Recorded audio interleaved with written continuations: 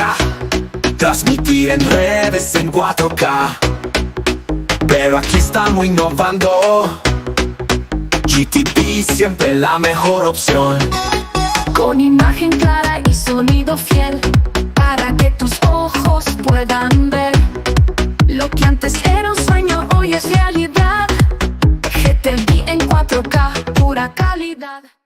GTV es el lugar, diversión sin parar, temas especiales. GTV presenta. GTV presenta. En el programa Ciudad del Refugio, donde se escucha el mensaje, el programa de esperanza que trae consuelo y coraje. Coraje, el evangelio, la gran verdad, se lleva por todo el mundo. Desde el Génesis hasta Apocalipsis, la luz se hace presente en cada segundo. El evangelio, brindando amor y salvación. Una voz que pregonar el divino perdón. Un mensaje de fe y esperanza en la oscuridad. En la oscuridad brilla con humildad. ¿Cómo les va? Muy buenos días. Los saludo en este hermoso sábado 17 de mayo de 2025. Ha habido una serie de celebraciones muy importantes en este mes y damos gloria a Dios por la misericordia y la confianza de permitirnos un día más de vida para venir a bendecirlo, alabarlo, glorificarlo, para darle todo el honor y toda la alabanza que solamente Él merece. En este mes hemos recibido fechas muy especiales, empezando el 5 de mayo, la batalla de Puebla, gloriosa, heroica ciudad de Puebla con sus habitantes, sus ciudadanos y sobre todo la gente original, los Zacapuaxtlas, que le dieron una verdadera cátedra al ejército de Napoleón III, venciéndolo en la épica batalla de Puebla. Quien estaba al mando del ejército en ese momento, en esa batalla, era nada más y nada menos que Porfirio Díaz. Porque el general Ignacio Zaragoza, quien era el general quien se encargaba de todo el Ministerio de la Guerra, en ese momento estaba padeciendo de tifoidea. Así que quien enfrentó a los franceses de una forma tremenda fue Porfirio Díaz, respaldado por los Zacapuaxtlas, que rara es la vida y las cosas, porque cuando fue expulsado de México en 1910 y se enfiló hacia Francia, pues imagínate nada más, fue recibido como héroe por todo lo que había permitido que Francia invirtiera en México y todo lo que hiciera, entre ellos en Batopilas, allá en el Triángulo de la Sierra de Chihuahua. Fue la primera ciudad electrificada en toda América Latina. Así que había muchas cosas aquí en Santa Rosalía, las minas y en fin, tantas cosas que ellos invirtieron en México, hasta que Porfirio Díaz tuvo que abandonar, obligado por la revolución, México. Posterior viene el día 10 de mayo, es el día más sagrado de todas las fechas para nosotros los mexicanos y quizá para el mundo entero también, el Día de la Madre. Porque si algo les he comentado y afirmo categóricamente es que después de Dios no hay nada más sagrado, más hermoso, más especial, más maravilloso que una madre. Así que, aunque sea un poquito tarde, bendiciones, felicidades, gozo y alegría a todas las madrecitas a las cuales debemos celebrar, no nada más el 10 de mayo, sino todos los días. Yo le envié un beso y un abrazo a mi abuela, a mi madre, que están en el cielo, sé dónde están, y agradeciendo a Dios su misericordia de haberlas recibido. Así que a todos ustedes, felicidades por tener una madrecita, o los que ya la vieron partir, pues que llegue un abrazo, felicitación un sentimiento muy especial de mucho respeto, de amor profundo, de gozo y de alegría, y sobre todo mucha reverencia por nuestras madrecitas que se encuentran ya en la eternidad. Finalmente, pues ahorita tenemos el día 15 que acaba de pasar, el día de antier, donde celebramos al más heroico, al más estoico, al más sacrificado, al más mal pagado económicamente y en ingratitud, al maestro, a la maestra, al profesor, la profesora, aquellos varones, varonas, aquellas jóvenes, aquellos jóvenes que vienen ilusionados, tanto maestros de ciudad como rurales, a entregar su vida en un apostolado por la educación, por querer que la niñez inicie sus conocimientos y posteriormente vaya creciendo, pasando su etapa primaria, secundaria, preparatoria, universidad, maestría, doctorado quizá. Pero finalmente un maestro es un hombre, una mujer que dedica su vida de una forma muy especial. No es nada más llegar y dar clase y se acabó, no. Es estudiar la clase, prepararlos, buscar la motivación, saber cuáles son los puntos neurálgicos dentro de su clase con los niños, las niñas. A veces llega su manto protector hasta los hogares cuando asisten por ver por qué el niño o la niña no está rindiendo, no está siendo capaz de llevar a cabo el mismo nivel que otros compañeritos de escuela o compañeras. Es por ello que mis respetos en una forma muy reverente, muy afectuosa a todos los maestros y maestras que hayan celebrado sus actividades, a los que están todavía en activo y a los que fueron ya jubilados, que son los más golpeados porque los gobiernos se tardan mucho en pagar. Y a muchos que están iniciando en esos periodos de iniciación y sin base. Así que a ellos mi reconocimiento, mi afecto, mi respeto y mi admiración. Dios los bendiga enorme y grandemente y que Dios abra las puertas y toque a los políticos y a todos los que tengan la capacidad de hacerles llegar lo mejor de lo mejor a ustedes. Sus salarios, sus prestaciones, sus instalaciones, los recursos para llevar a cabo sus clases y todo. Dios me los bendiga grande y poderosamente. Y finalmente, pues envío un saludo muy cordial, muy respetuoso siempre a mis pastores, Heriberto Martínez Delgado y la hermana Esther de Martínez, para que la gloria de Dios siga bendiciéndolos, fortaleciéndolos. Es un gozo, una alegría ver a mi pastor predicando, hablando a través de GTV también, pero sobre todo porque hay un testimonio real, cómo Dios bendice a sus siervos y Él venció a la muerte y a la enfermedad, a pesar de haber sido tan maltratado en ese tiempo, esos casi un año que estuvo entre clínicas, hospitales y operaciones. La falta de sus dos miembros en las piernas no le limita, no le quita el gozo y la alegría de seguir compartiendo clases y enseñándole al mundo, predicando el evangelio, cumpliendo la gran comisión. Así que Dios me los bendiga, Dios me los fortalezca, Dios les dé la fuerza del búfalo y los bendiga y los lleve siempre escondidos en el hueco de su preciosa mano, porque allí está la victoria en Cristo, porque Él lo hace más que vencedor. Así que damos gloria a Dios, porque ahí está la prueba que cuando caminas bajo la potestad divina de Dios, solamente Él decide cuándo te vas a ir de este mundo, no cuando el hombre o la mujer o el ser humano crea o pretenda hacerlo. Si Dios no le place, no hay nada que pueda hacerte daño, porque Él pelea nuestras peleas. Gracias, Señor, gracias. Muy bien, gloria a Cristo. Y como siempre, vamos a tener un hermoso salmo que vamos a leer, porque es importante que nosotros mantengamos nuestra relación con la gloria de Dios, porque necesitamos tener siempre presente que la majestad divina de Dios es la que nos bendice, nos guarda, nos cuida, nos protege, nos sustenta de una manera maravillosa y muy especial.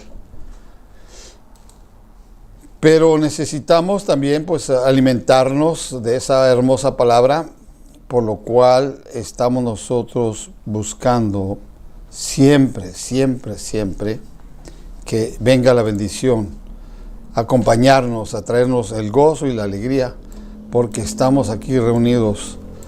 Y donde estamos 2 o 3 reunidos en su nombre, Él está en medio de nosotros. Así que gracias le damos a Dios esta hermosa mañana y vamos a leer el Salmo número 90.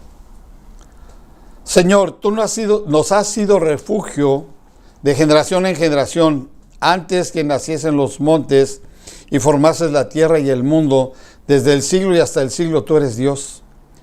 Vuelves al hombre hasta ser quebrantado, dices, convertidos hijos de los hombres. Porque 1000 años delante de ti son como el día y la noche, que pasó como una de las vigilias. Los arrebatas como con torrente de agua, son como sueño, como la hierba que crece en la mañana, en la media florece y crece, a la tarde es cortada y se seca. Porque con tu furor somos consumidos, con tu ira somos turbados. Pusiste nuestras maldades delante de ti, nuestros yerros a la luz de tu rostro, porque todos nuestros días declinan a causa de tu ira. Acabamos nuestros años como un pensamiento. Los días de nuestra edad son 70 años, y si en los más robustos son 80 años. Con todo, su fortaleza es molestia y trabajo, porque pronto pasan y volamos. ¿Quién conoce el poder de tu ira y tu indignación, según que debes ser temido? Enséñanos de tal modo a contar nuestros días, que traigamos al corazón sabiduría. Vuélvete, oh Jehová, ¿hasta cuándo?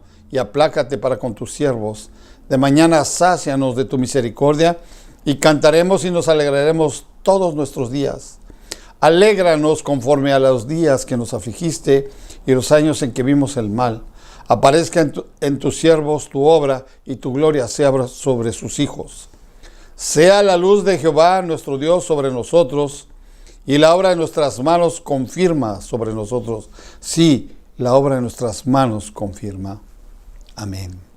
La obra de nuestras manos es todo lo que hacemos para la gloria de Dios. Así que el trabajo y todo lo que hagamos en evangelización, y todo acto y toda bendición que hagamos, lo hagamos como si fuera para Él, y Él en su tiempo nos bendecirá de una forma especial y tendrá sobre nosotros grande misericordia. Gracias te doy, Dios, esta hermosa mañana, Señor, para que en el nombre de Jesús vengas tú, Señor, a tomar control de nuestra vida, Señor, agradecidos un día más por tu confianza de permitirnos la vida, porque venimos sujetos, porque venimos a adorarte, glorificarte, honrarte, darte alabanza y loor, para que tú seas en todo glorificado, Señor. Perdona los errores, perdona las faltas, todo lo que hayamos pensado, hablado, visto, oído, que sea desagradable en tu presencia, Señor. Toma control de todo, Señor. Bendícenos, porque en la sangre del Cordero, que pagó a precio altísimo en la cruz del Calvario, vino a darnos vida y vida en abundancia. Y en Él reconocemos al único y poderoso y suficiente Salvador. Todo lo cambió, todo lo transformó, todo lo quitó, todo lo atrajo en esa cruz para llevar la bendición a nuestras vidas. Toda la ignominia, toda la maldad, toda la perversidad, toda la lujuria, toda la lascivia, lo abominable, lo satánico, todo lo que estaba maldecido, todo fue quitado y llevado a sus hombros y sus espaldas. Todo lo perdido, todo lo extraviado, todo lo sucio y lo vergonzoso, Él lo adquirió, haciéndose injusticia, siendo la justicia del universo, para salvar y rescatar a todos nosotros, Señor. Exhibió públicamente a los enemigos y los puso por estrado de sus pies. Y por ello también ahí adquirió la llaga bendita y por la cual fuimos curados. Nosotros ahora sabemos y reconocemos en Él al único y poderoso y suficiente Salvador, al cual entregamos nuestra adoración, nuestro olor, nuestra alabanza siempre. Por su gloria manifiesta es quitada toda ignominia, toda hueste, toda potestad, todo gobernador del mal. Él destruye todas las fortalezas de inmundicia, de perversidad, de abominación. Todo lo desagradable de esas fortalezas son echadas a la fondo del abismo, atados a la tierra, atados al cielo, arrojados vencidos al fuego del infierno, a las prisiones de oscuridad. Asimismo, quita toda ignominia, toda hueste, toda potestad, todo gobernador del mal, idolatría, hechicería, vudú, magia negra, santerismo, espiritismo, adoración a la muerte, al mal verde, todo espíritu santero, africano, prehispánico, caribeño, todo espíritu satánico, que viene entonces enviado del cielo, un vallado de ángeles, arcángeles, querubines, serafines, que con sus espadas de fuego desenvainadas y escudo y adarga nos defienden. Con esas poderosas espadas destruyen todos los altares santeros, brujos, hechiceros, de magia negra, de vudú, de espiritismo, de toda forma inmunda, de todo satanismo, porque el fuego de esas espadas es poderosa y destruye toda ignominia, toda maldad, todo sortilegio, todo encantamiento, todo amarre, toda forma abominable es destruida, atada a la tierra, atada al cielo, arrojada, vencido al fuego del infierno, a las prisiones de oscuridad, para que el día del juicio final sean arrojados al lago de fuego y azufre, donde será su muerte eterna y para siempre.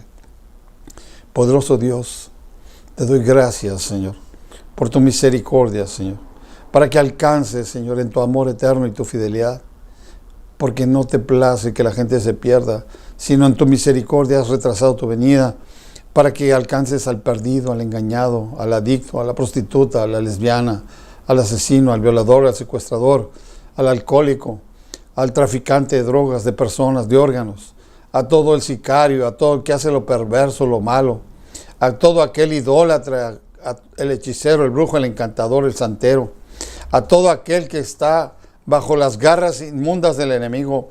Muéstrales, oh Dios Todopoderoso, tu majestad divina y enséñales tu verdad para que tu verdad les haga libres y vengan a ser rescatados, Señor.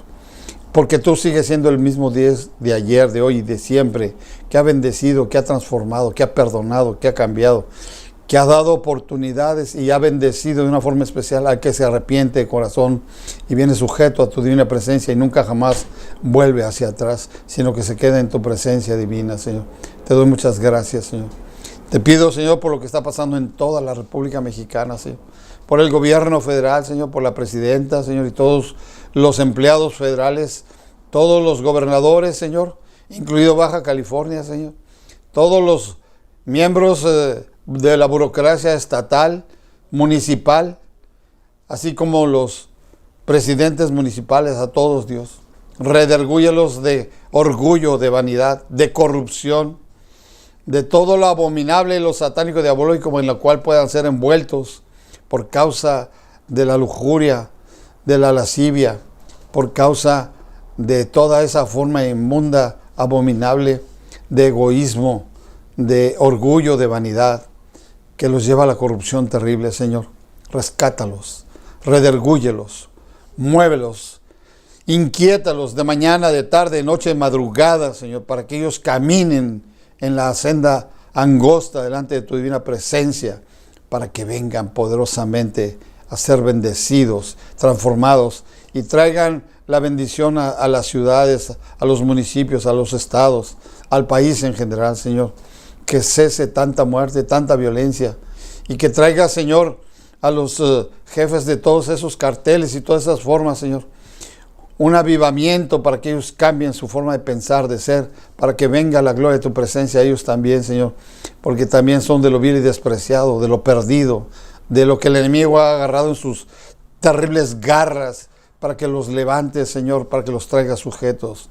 Tu venida está próxima, Señor, y a ti te ha placido bendecirnos para que prediquemos el Evangelio, para que todo aquel que crea y escuche y se bautice y entonces sea bendecido, será salvo, para que la gloria de tu presencia lo lleve allá a los cielos de los cielos y los más grandes cielos, a la eternidad maravillosa en gozo y alegría, y que no vaya al llanto y crujir de dientes, al infierno, a la muerte eterna, abominable delante de tu presencia, Dios. Tenles misericordia, Señor, y tócalos, Señor, a ellos, a sus familias, a sus descendencias, a todos, bendícelos, cámbialos, transfórmalos, protégelos, Señor. Aviva el fuego de tu presencia en cada lugar, en cada rincón del país, de las ciudades, de los municipios, de los lugares más recónditos, en la playa, en la montaña, en la planicie, en todo lugar, Señor, sea tu gloria manifiesta. Te doy gracias en el nombre de Jesús, Señor. Ministra tú, Señor. Mengue yo, Señor. Pongas un carbón ardiente para que todo lo que se hable sea purificado. Y te doy loor, te doy alabanza y toda adoración. En el nombre de Jesús, Señor. Te pido por COSI, te pido por las resistencias de Baja California. Te pido por tu pueblo Israel, Señor, y te pido por toda la gente del Medio Oriente para que cese la guerra y cese ese odio, Señor. Y quites ahí en medio ese espíritu de Amalek que es contrario a la gloria de tu presencia y que traigas para ellos también, Señor, paz y bendición para que ellos reconozcan en ti al único y poderoso y suficiente Salvador. Te doy gracias en el nombre sagrado de Cristo Jesús. Amén, amén y amén. Gloria a ti, Señor. Bendito sea tu nombre. Gracias. Bien, vamos a ver un tema muy especial, que es un tema que hemos conocido bastante, pero que a veces no hemos entendido el significado real. ¿Cuál es el significado que Esaú vendió la primogenitura? En el capítulo 25 del Génesis, del versículo 19 en adelante, dice: estos son los descendientes de Isaac, hijos de Abraham. Abraham engendró a Isaac, y era Isaac de 40 años cuando tomó por mujer a Rebeca, hija de Betuel, arameo, de Padam Aram, hermana de Labán, arameo. Y oró Isaac a Jehová por su mujer, que era estéril, y lo aceptó Jehová y concibió Rebeca, su mujer. Y los hijos luchaban dentro de ella, y dijo: si es así, ¿para qué vivo yo? Y fue a consultar a Jehová, y le respondió Jehová: 2 naciones hay en tu seno, y 2 pueblos serán divididos desde tus entrañas. Y un pueblo será más fuerte que el otro pueblo, y el mayor servirá al menor. Cuando se cumplieron sus días para dar a luz, he aquí había gemelos en su vientre. Y salió el primero rubio, y era todo velludo como una pelliza, y llamaron su nombre Esaú. Después salió su hermano,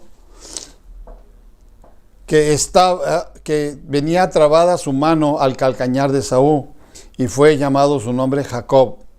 Y era Isaac de edad de 60 años cuando ella los dio a luz. Aleluya. Y crecieron los niños, y Esaú fue diestro en la casa, hombre del campo, pero Jacob era varón quieto que habitaba en tiendas. Llamó Isaac a Esaú porque comía de su casa, mas Rebeca amaba a Jacob. Y guisó Jacob un potaje, y volviendo Esaú del campo cansado, dijo a Jacob: te ruego que me des a comer de este guiso rojo, pues estoy muy cansado. Por tanto, fue llamado su nombre Edom, es decir, rojo. Y Jacob respondió: véndeme en este día tu primogenitura. Entonces dijo Esaú: he aquí, yo me voy a morir, ¿para qué pues me servirá la primogenitura? Y dijo Jacob: júramelo en este día. Y él le juró, y vendió a Jacob su primogenitura. Entonces Jacob dio a Esaú pan y del guisado de las lentejas, y él comió y bebió, y se levantó y se fue. Así menospreció Esaú la primogenitura. El significado de la primogenitura, aún en la fecha actual, tiene un significado muy especial. El derecho de herencia. El primogénito recibía la mayor parte de la herencia, incluyendo tierras, animales y otros bienes.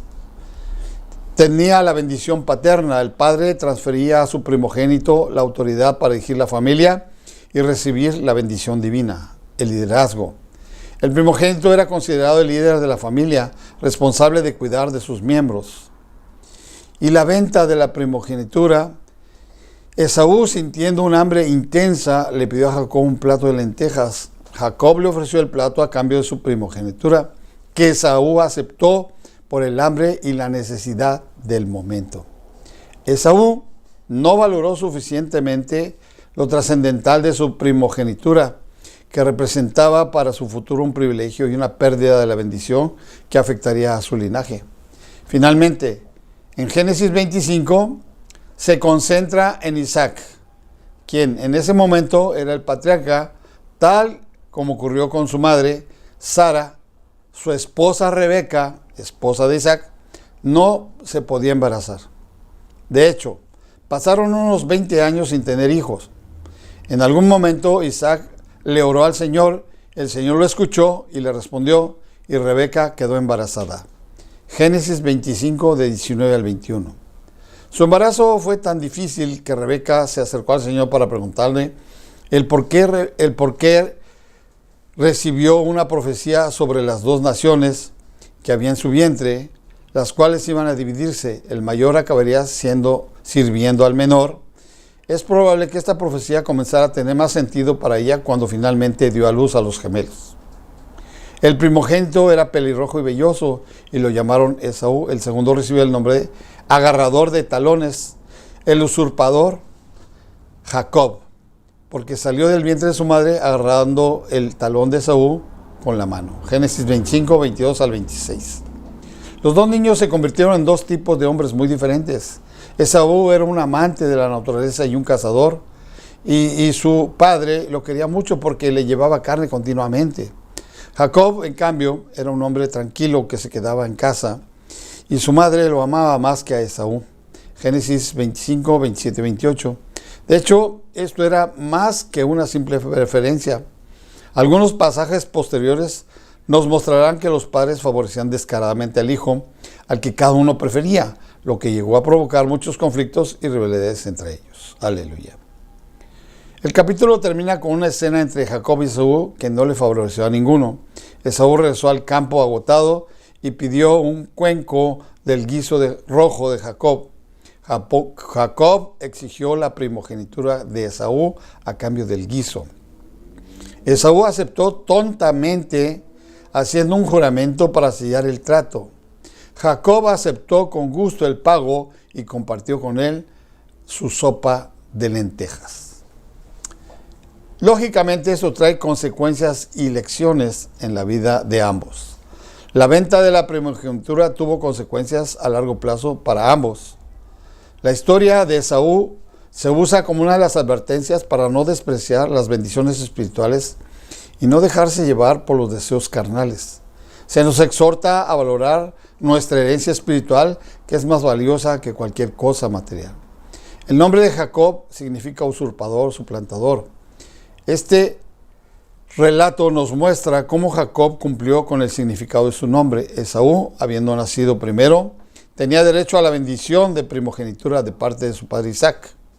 Pero Jacob, entendiendo el valor de la primogenitura más que Esaú, deseaba la primogenitura para él mismo y para sus descendientes. Jacob maquinó cómo obtener de su hermano el derecho de la primogenitura. De un día en particular, Jacob estaba cocinando un guisado cuando Esaú llegó del campo con mucha hambre.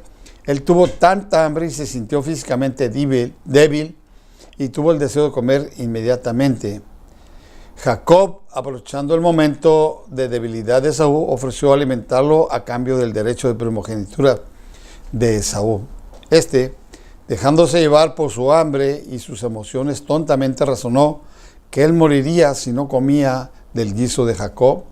¿Y de qué le serviría la primogenitura a un hombre muerto?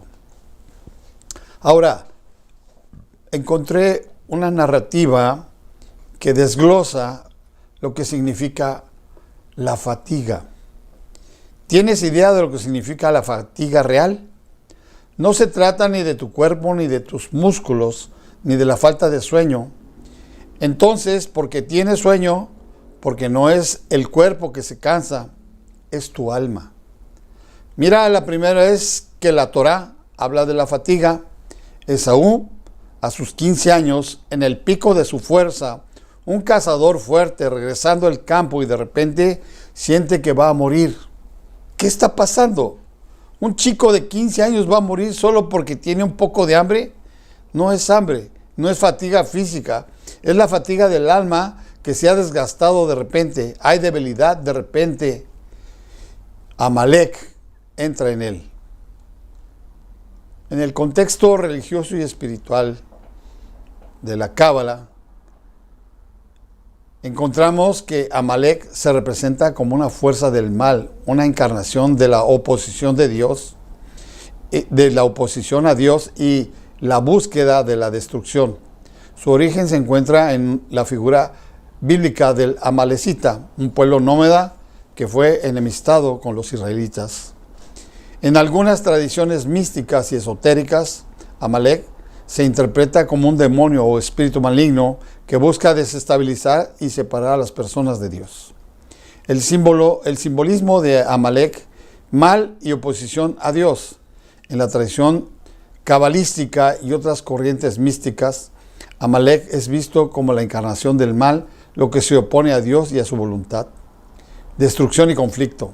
Se cree que Amalek es un espíritu que provoca conflictos, peleas y separación en la vida de las personas, especialmente en la familia. Oposición a la fe. Amalek se considera un enemigo de la fe y la espiritualidad, buscando desviar a las personas de la búsqueda de Dios. Simbolismo de la guerra y el odio. El enfrentamiento entre los israelitas y los amalecitas en el Antiguo Testamento se interpreta como una representación de la guerra, el odio y la búsqueda de la destrucción, antisemitismo y odio racial. En algunas interpretaciones, Amalek se relaciona con el antisemitismo y la búsqueda de la destrucción de un pueblo o grupo específico. El espíritu de Amalek, en algunas interpretaciones, se cree que el espíritu de Amalek puede manifestarse en personas y situaciones buscando sembrar el caos y la discordia. Se dice que este espíritu se deleita en el odio, la mentira, el robo y la destrucción. En resumen, Amalek es una figura completa y polifacética que en el contexto religioso y espiritual se interpreta como una representación de la maldad, la oposición a Dios y la búsqueda de la destrucción. Su simbolismo y la creencia en su espíritu maligno ha influido en diversas tradiciones místicas y esotéricas, así como en la interpretación de eventos históricos y sociales. De modo que Amalek entra. ¿Por qué? Porque cuando una persona no sabe a dónde va, cuando se aleja de su fuerza espiritual, la fatiga se apodera de él. Es por eso que el alma sale por la noche. Si fuera el cuerpo el que se cansa, no lo necesitaríamos. Pero el alma necesita limpiarse, renovarse, desprenderse de todo lo que se adhirió durante el día. Dormir no es solo descansar, dormir es curar. Pero aquí está el problema. Si te vas a dormir con la mente llena, con una carga, con desorden en la cabeza, tu sueño será así. Te revuelves, no descansas realmente, te levantas cansado porque lo que enviaste con tu alma a los cielos, eso es lo que regresa con ella. El libro de Zohar dice que si antes de dormir te detienes, haces un examen de conciencia donde verdaderamente limpias lo que te estorba, tu alma asciende a un lugar más alto, no simplemente deja el cuerpo por la noche, pasa por un proceso, pero si asciende complicada con una carga, con peso, regresa así. Pero si ella sube limpia, regresa llena con otra luz, y esa es precisamente la fuerza del reflejo de la mente. Ante el Señor de todas las cuentas, y entonces los sabios ya lo sabían, el rabino Nachman lo dijo. El Zohar lo explica y en eso se sostiene nuestro trabajo. No es solo sentarse y pensar, ¿qué hice hoy? Hay que profundizar para ver realmente dónde me equivoqué, dónde me confundí, dónde dejé que mis debilidades me controlaran y después limpiar. Porque si te acuestas sin limpiar, no duermes de verdad. Solo estás moviéndote todo este caos al día siguiente y por eso tenemos un cuaderno de trabajo en nuestro programa. No solo porque es bonito escribir, sino porque el escribir es un alivio para el alma en el momento que lo sacas de tu cabeza al papel, se empieza a liberar. Dice el rabí, he visto a personas que han hecho esto y sin ninguna herramienta extra y sus vidas cambiaron totalmente. Cosas que estaban estancadas durante años, relaciones rotas, enfermedades, que soportaban, que comenzaron a moverse porque dejaron de cargar con toda esa negatividad en el corazón y permitieron que su alma se elevara de manera limpia. Esa es la diferencia entre las personas que se levantan por la mañana con fuego en los ojos, sin importar lo que les pase, sin importar cuánto trabajen, y aquellos que siempre luchan con la fatiga, incluso si duermen 10 horas. Esto es del rabino Moshe Armoni, de su libro Sabiduría de la Cábala para la sanación y el equilibrio del alma. Es hermoso. Dice entonces pues que Esaú juró vender su derecho de primogenitura a Jacob a cambio del guiso. Se nos dice que Esaú menospreció su primogenitura. Esto no significa que Esaú no la deseara y no le diera la verdadera importancia por su primogenitura. Más tarde veremos que sí la valora. Génesis 27:38. Y Esaú respondió a su padre: ¿no tienes más que una sola bendición, padre? Padre mío, bendíceme también a mí, padre mío. Y alzó Esaú su voz y lloró.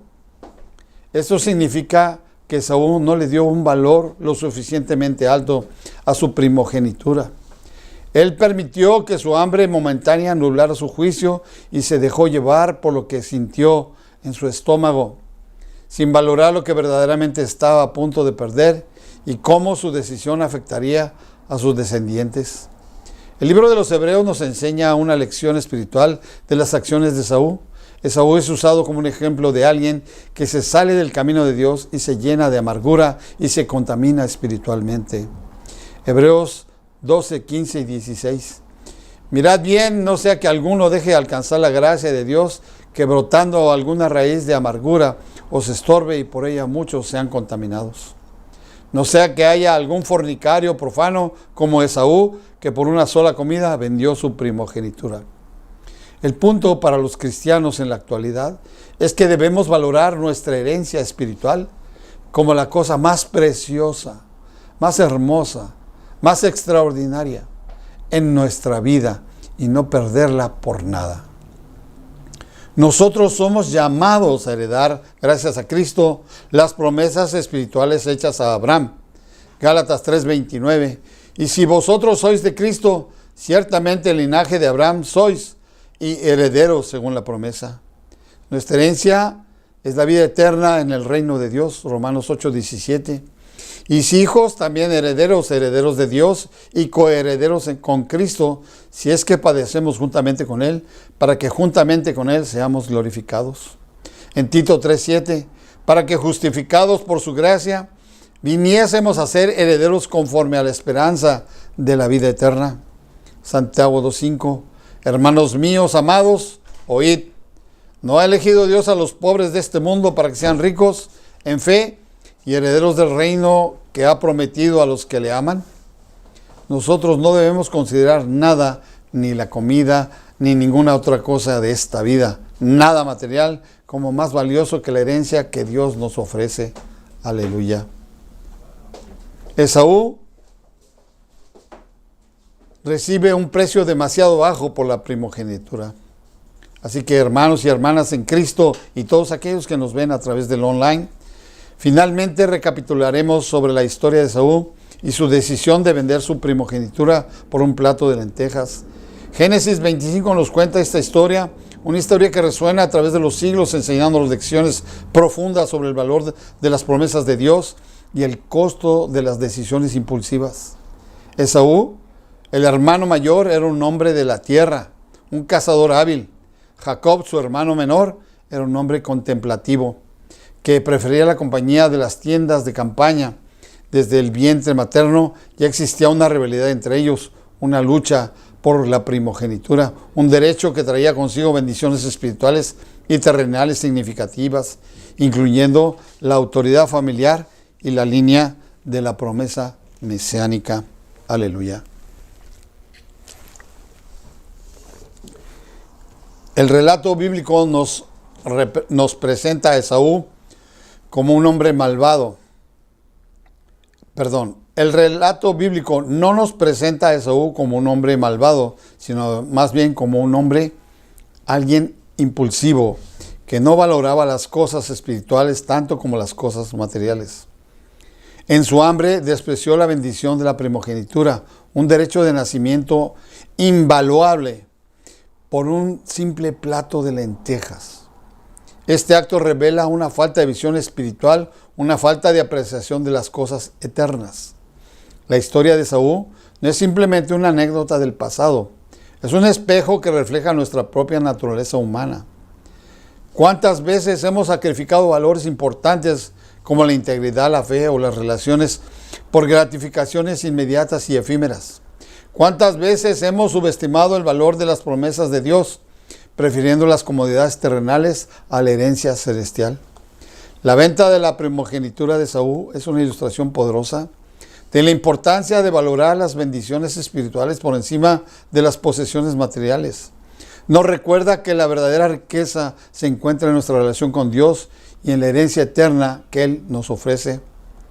Es una llamada a la reflexión, a examinar nuestras prioridades y asegurarnos de que estamos buscando primero el reino de Dios y su justicia, sabiendo que todas las demás cosas nos serán añadidas. En la Cábala encontramos dos términos. Tohu se refiere al estado primordial del caos y desorden que precede a la creación del mundo, mientras que Tikkun se refiere a la reparación, corrección o restauración del mundo hacia un estado más armónico y perfecto. Tohu significa caos o vacío. Es el estado en que el mundo existía antes que Dios lo formara. Características: en este estado no había forma, no había orden, ni propósito. Todo estaba desorganizado y sin estructura. Origen. La Cábala describe Tohu como un estado de Shevirat HaKeilim, ruptura de los recipientes, donde la luz divina se desbordó y los recipientes no pudieron contenerla. Tikkun significa reparación, corrección o restauración. Es el proceso de volver a ordenar y armonizar el mundo hacia un estado más perfecto. En Tikkun, las luces y los recipientes están mejor calibrados y la armonía y la unidad se restauran.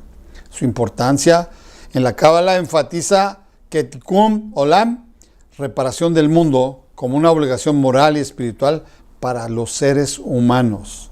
Objetivo de Tikkun es corregir los defectos y restaurar la armonía que se perdió en el estado de Tohu. Ejemplos. En la Cábala, la corrección de los errores cometidos por los individuos, la mejora de la sociedad y la transformación de la naturaleza son todos objetos y ejemplos de Tikkun Olam. En resumen, Tohu representa el caos inicial, mientras que Tikkun representa el proceso de reparación y restauración hacia un estado más armonioso y perfecto. Lo que sucede a Esaú cuando vende a Jacob por un plato de lentejas, su primogenitura. Génesis 27:38. Y Esaú respondió a su padre: ¿No tienes más que una sola bendición, padre mío? Bendíceme también a mí, padre mío. Y alzó su voz y lloró. Entonces Isaac, su padre, habló y le dijo: He aquí tú serás tu habitación en grosura de la tierra, y el rocío de los cielos de arriba. Y por tu espada vivirás, y a tu hermano servirás. Y sucederá cuando te fortalezcas, que descargarás su yugo de tu cerviz. Y aborreció Esaú a Jacob por la bendición con que su padre le había bendecido, y dijo en su corazón: Llegarán los días de luto de mi padre, y yo mataré a mi hermano Jacob. Y fueron dichas a Rebeca las palabras de Esaú, su hijo mayor, y ella envió y llamó a Jacob, su hijo menor, y le dijo: He aquí, Esaú, tu hermano, se consuela acerca de ti con la idea de matarte. Ahora pues, hijo mío, obedece a mi voz, levántate y huye a casa de Labán, mi hermano, en Aram, y mora con él algunos días hasta que el enojo de tu hermano se mitigue, hasta que se aplaque la ira de tu hermano contra ti y olvide de lo que le has hecho. Yo enviaré entonces y te traeré de allá, porque seré privada de vosotros ambos en un día. Y dijo Rebeca a Isaac: Fastidio tengo de mi vida a causa de las hijas de Ed. Si Jacob toma mujer de las hijas de Ed, como estas de las hijas de la tierra, ¿para qué quiero la vida? Pero Esaú, al verse sin la bendición de su padre, deseó la muerte de Jacob para así tener por recuperado su derecho de primogenitura y su bendición. Pero Jehová Dios tenía un plan perfecto que devolvería el amor entre los hermanos gemelos. Tohu, el mal vencido por Ticún, representa el proceso de reparación y restauración hacia un estado más armonioso y perfecto, como va a ocurrir entre Esaú y Jacob. El reencuentro de Esaú y Jacob y el regreso a Canaán por parte de Jacob. Después de su salida de donde se encuentran todos ellos, pasaron 20 años que Jacob tuvo que servir a Labán, primero por amor, luego por haber llevado a un convenio. Primero ofreció 7 años de trabajo por Raquel, a la cual en cuanto vio se enamoró loca y perdidamente de ella, que era la hija menor de Labán, y se casó creyendo que en la noche de bodas recibía a Raquel, pero Labán cambió a Raquel por Lea, que era la mayor, y así era la costumbre de aquellas tierras. Así que al amanecer despierta y se da cuenta del engaño, y no teniendo más remedio nuevamente por amor a Raquel, se comprometió a trabajar otros 7 años por Raquel. Y así, pasada la semana, los 7 días, con Lea se pudo casar con Raquel y así cumplir 14 años de trabajo como dote para recibir el amor de Raquel y ahora obligado el de Lea. Pero cuando se cumplieron los 14 años y él quiso irse, Labán habló con él y entonces se quedó 6 años más. Un total de 20 años estuvo trabajando para Labán y con un sinnúmero de situaciones a favor y en contra, con amargura, con tristeza, con dolor, con amor entre sus mujeres y sus hijos que nacían, con ellas y con las esclavas. La narración completa la encontramos en el libro de Génesis del capítulo 28 al capítulo 33. Ahora era tiempo de volver a casa, a Canaán, y escapa con sus esposas y esclavas, ganados y siervos, para ir al temido encuentro con su hermano Esaú. Fíjate qué tremendo. Después de todo lo que ha sucedido, ahora no se puede ir amablemente. Tiene que irse a escondidas, huyendo, como si fuese un perseguido. Y entonces Labán toma a sus hombres y va en persecución y finalmente se encuentra.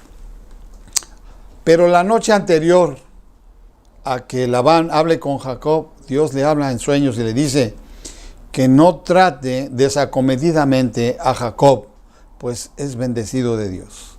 Así que hay un encuentro entre ellos, hacen un pacto, se ponen de acuerdo y ponen un majano, una especie de mojonera, una señal en la cual ninguno de los dos va a agredir a otro, ni nadie va a hacer ninguna situación negativa. Porque ahora Jacob, bendecido por Dios, va rumbo a Canaán. Así que alzando Jacob sus ojos, miró, y aquí venía Esaú, y los 400 hombres con él, 400 hombres de guerra. Entonces, inteligentemente repartió él los niños entre Lea y Raquel y las 2 siervas. Y puso las siervas y sus niños delante, luego a Lea y sus niños, y a Raquel y a José a los últimos. Y él pasó delante de ellos y se inclinó a tierra 7 veces hasta que llegó a su hermano. Pero Esaú, tocado por la gloria de Dios, corrió a su encuentro y le abrazó y se echó sobre su cuello y le besó y lloraron. Y alzó sus ojos y vio a las mujeres y los niños y dijo, ¿quiénes son estos? Y él respondió, son los niños que Dios ha dado a tu siervo. Luego vinieron las siervas, ellas y sus niños, y se inclinaron. Y vino Lea con sus niños y se inclinaron. Y después llegó José y Raquel y también se inclinaron. Que la historia de Esaú nos sirva como advertencia y como ejemplo de la importancia de valorar las cosas de Dios sobre las cosas del mundo. Que podamos aprender de sus errores y vivir vidas que reflejen la sabiduría y la reverencia que se merecen las promesas divinas. Nosotros vemos que ahora Jacob ha pasado un sinnúmero de situaciones, entre las cuales un momento en que viene y lucha con el ángel de Jehová. Y cuando la lucha es extenuante para ambos, viene ya llegando el amanecer. Vemos cómo físicamente el ángel de Jehová lucha con Jacob. Palpablemente lo toca y lo abraza y lo sujeta de tal forma que el ángel de Jehová le dice: suéltame porque amanece. Es decir, es sabido por los estudiosos profundos de la teología que los ángeles se reúnen en el amanecer para adorar y glorificar el santo y poderoso nombre de Dios, a Dios mismo, para darle toda la alabanza, toda la adoración, toda la forma más hermosa de reverencia como Él la merece. Cánticos como Kadosh, Kadosh, Kadosh, Santo, Santo, Santo es Dios Todopoderoso, Creador del universo, la tierra y su plenitud. Por ello, ahora nosotros estamos viendo en ese momento tan especial que cuando el ángel de Jehová le habla a Jacob y le pregunta: ¿cómo te llamas? Y le dice: Jacob. Y entonces él le dice: ya no usarás más ese nombre, y a partir de ese momento se llama Israel. Pero como no lo quiere soltar, entonces el ángel lo toca y lo descoyunta en la cadera y le cambia el paso. Ahora él cojea,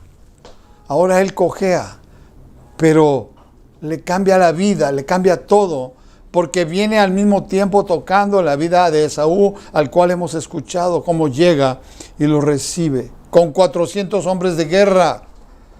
Y cuando los ve venir, imagínate lo que piensa Jacob: me va a matar, nos va a destruir. Esos 400 hombres de guerra eran 80 más que cuando el abuelo Abraham fue y peleó con los reyes de todos los lugares a donde Dios le envió a pelear. Y luego viene y le da el diezmo a Melquisedec, sacerdote de Dios Altísimo, que es una de las figuras de Jesucristo en el Antiguo Testamento.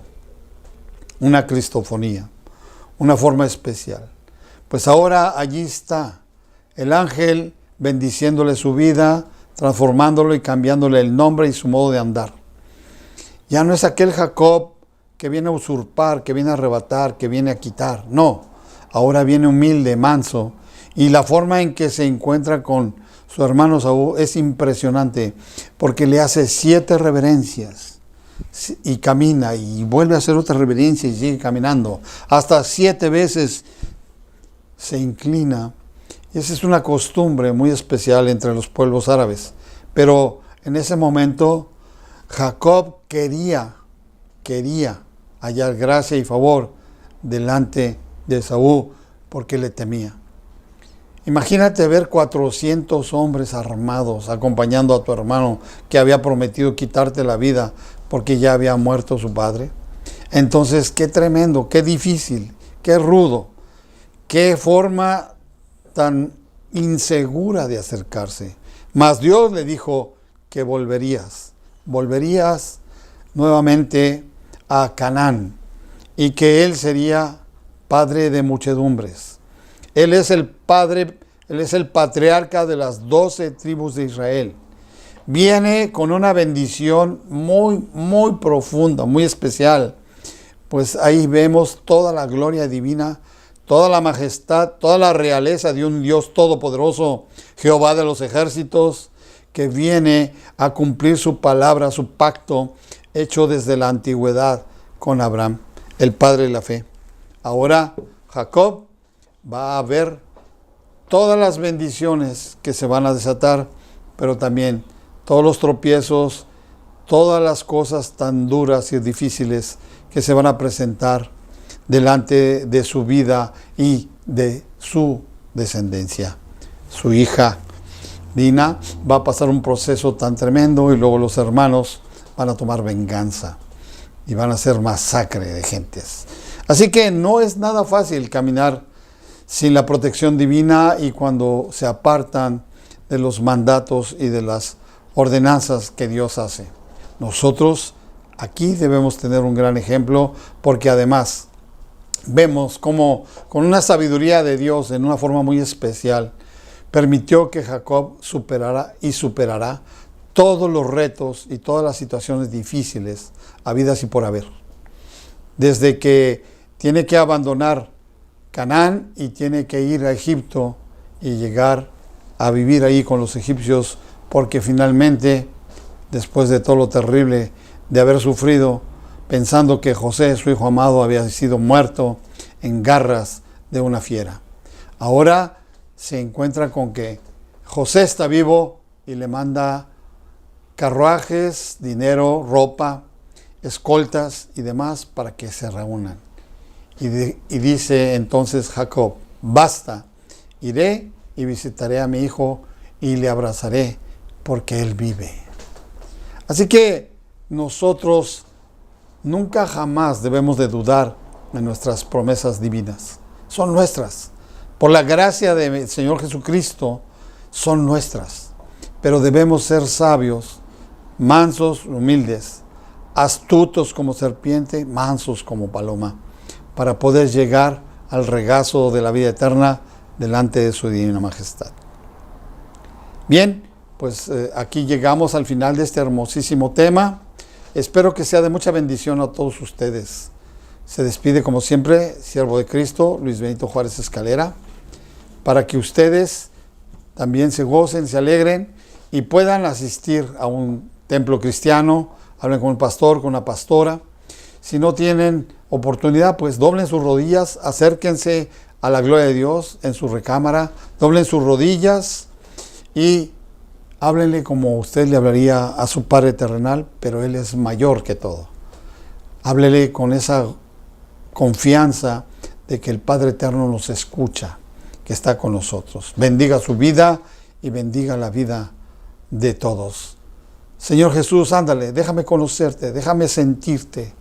Déjame, Señor, caminar en tu luz maravillosa por la senda angosta y guárdame y dame sabiduría para entender tu palabra y no salirme de la senda angosta, sino estar siempre sujeto en tu divina presencia. Te doy gracias en el nombre de Jesús. Amén. Y verás cómo Dios va a contestar tu oración y te va a dar esa sabiduría necesaria para que tú bendigas tu vida, tu casa, tu familia, tu trabajo, tus vecinos, tus compañeros, a toda la persona y gente a la cual tú en tu andar diario conozcas. Dios estará siempre en medio de dos o tres reunidos en su nombre, Él estará ahí presente. Dios te bendiga, Dios te guarde, Dios tenga misericordia siempre de nosotros y nos siga ungiendo y permita que su palabra siga llegando hasta los lugares más recónditos. En el nombre de Jesús. Se despide el siervo de Cristo, Luis Benito Juárez Escalera. Dios les bendiga, Dios les guarde. Bendiciones. ¡Aleluya!